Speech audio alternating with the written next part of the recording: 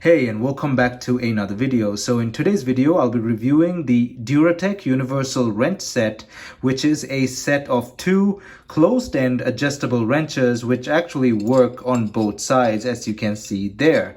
These things are from Amazon and they go for $19.19 as of August 2023. And this is the Amazon listing page. You can pause it and read everything on the screen there. It comes in a box that looks exactly like that. And again, it's a set of two. And you get the SAE and metric sizes in these same wrenches. Of course, they're adjustable. It doesn't really matter. And here is the other side of the listing as well. You can pause that and read that. It shows you all the sizes. It also says the working torque reaches 1.2 times of the American standard of a double box end, and destruction torque reaches 1.4 times. It also works on square E-torques or triangle and most rounded out fasteners as well, and we'll discuss that in a bit. And you can pause that and read again. The smaller one is 8 inches long and the larger one is 10 inches long. And right off the bat, I can say that these things are really nice. Are they the best things ever in terms of adjustable wrenches? No, of course not. But what I can say right off the bat is they are better than most cheap adjustable open end crescent wrenches, but not as good as a good box end wrench for the right size that you need. So let's say you have a 15 millimeter bolt and you need the proper way to do it is with a 15 millimeter box end. You can use this, which won't be as good as using the box end, but it's better than using a open end adjustable crescent wrench, because that will slip before this most definitely. So these are definitely in between. They're the median between a box wrench of the right size or the proper tool for the job and a crescent wrench. And I've been using these for the past 2 weeks, and right off the bat, I can say that these are amazing. They definitely have their place in my toolbox as far as I'm concerned. I'm just reviewing them for you in case you may want to get them yourselves. Now, the larger one, like I said, is 10 inches and the smaller one is 8 inches. And as you can see, those are the sizes. Larger one on the larger end is 15 to 27 millimeters, and on the smaller end, it's 5 to 15. The smaller wrench, 11 to 16 on the larger end, and 5 to 11 on the smaller end. Let's flip them over. Here's your SAE, 19 by 32 to 1 by 1/16, 3 by 16s to 19 by 32 on this end, and on the smaller wrench we have 7/16 to 5/8 and 3/16 to 7/16 on the smaller end. The worm gears on these things do have a reasonable amount of slop. However, they do hold their setting really well, unlike a open end crescent wrench. Something you may want to know is you want to keep this area clean, because unlike an open end, these things can actually get dust into this moving part here and on both sides, and actually it could start seizing up. So you may want to oil this and keep it free of dust and debris. But these are heavy duty and they're well built. These things are built really well. They're heavy. This thing's about 120 grams. This thing's about 300 grams.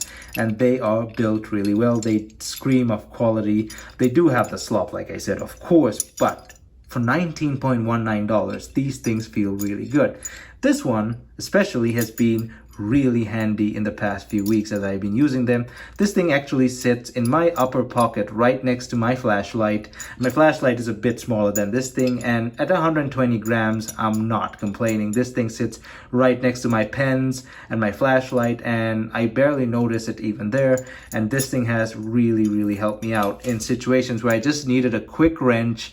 And within these sizes, of course, this thing has come really in handy, and it has never slipped even once. It always got the fastener loosened, and of course it's not ratcheting, so I had to keep doing that, but still, this thing has been amazing. Of course, with these sizes, you wouldn't need that much force, because with these sizes, you're expecting them not to be torqued down too much. But if you have a worn down bolt or a strip bolt, it's said in the listing that these work on strip bolts, and yeah, a few of them did work on doing a stripped bolt, but I wouldn't give you a percentage of how much of a strip bolt these will work on. one thing right off the bat I can tell you is that they do work on weird sizes and weird shapes, like diamond bolts. Sometimes you get these weird shapes with triangles, diamonds, blah blah blah blah blah, these unusual sizes. Those actually work really well with these wrenches. And yeah, I've come across a few of them, especially on this end as well. And when I did need a bit more torque for larger bolts, this thing actually, the bigger one, actually worked well as well. I did put quite a bit of force once on a bolt that was somewhat stuck, and because it's 10 inches long, I was able to really get some force in there and undo it, and it did a really good job. It didn't round the bolt whatsoever. It held its setting, and it did a really good job. So right off the bat, I can easily recommend these wrenches. Now, again, I said that there are better things for the job, like a properly sized box end wrench, but they're still better than a crescent wrench. Now, they do have their limitations. Of course, they're only within the sizes that they have here. There are crescent wrenches that go easily beyond that size. And of course, there are really good crescent wrenches that do not slip whatsoever, even with worm gears, like from the Crescent brand themselves, the guys that invented the crescent wrench, and of course Snap-on and stuff. They have barely any what's that called? They barely have any gear slop or worm gear slop to them, or any slippage. So they're built really well. So there are better crescent wrenches as well if you are willing to pay the price. But for $19.19, with a bit of gear slop, and like I said, they don't really slip all that much. They never slipped on me. For $19.19 for these sizes, you really can't go wrong with these. And again, like I said, built really well. They're not too heavy, and they definitely have a place in my toolbox as far as I'm concerned. And one thing to note is that this inner section, this black metal section, it somewhat feels like it may come off, but it's so smoothly, it glides so smoothly on there. It's actually it feels like it's gonna come off, but it's not. I've put these things through quite a lot of force, and this thing has not wanted to come off. It's just how it is. It's just a bit loose on there, but as a whole, they're built really well. You should hold these and see. So big ups to Duratech for coming up with these. I haven't seen similar ones, adjustable close-ins. I don't think I've seen any others. I think these are the only ones in the market. Let me know down in the comment section actually if you've seen identical ones, or is Duratech the only one that does these. But straight up from me, it's a big recommendation. I'd easily, for that price range, go for these if you were looking for something odd like this. And of course, these are weird tools, and I've covered a bunch of strange tools on my channel before.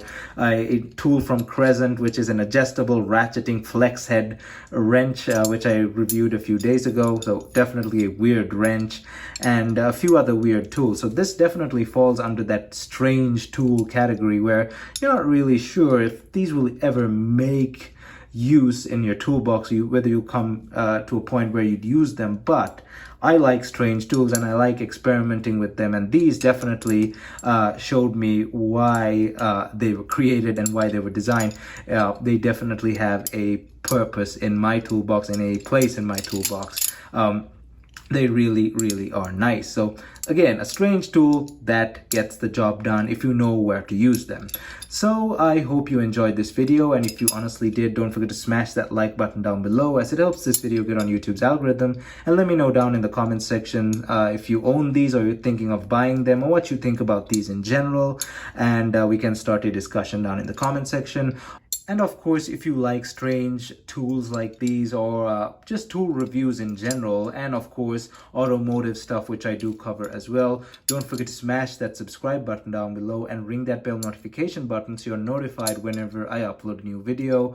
I upload quite frequently here on the channel, and I do buy and review odd tools like this quite often. I do have a list of more strange tools that I found on Amazon that I'll definitely be getting my hands on and reviewing over the course of the following week. So definitely stay tuned for those videos. And of course, I review normal tools as well. So there's that. to note. So yeah, thumbs up, and I'll see you guys in my next video.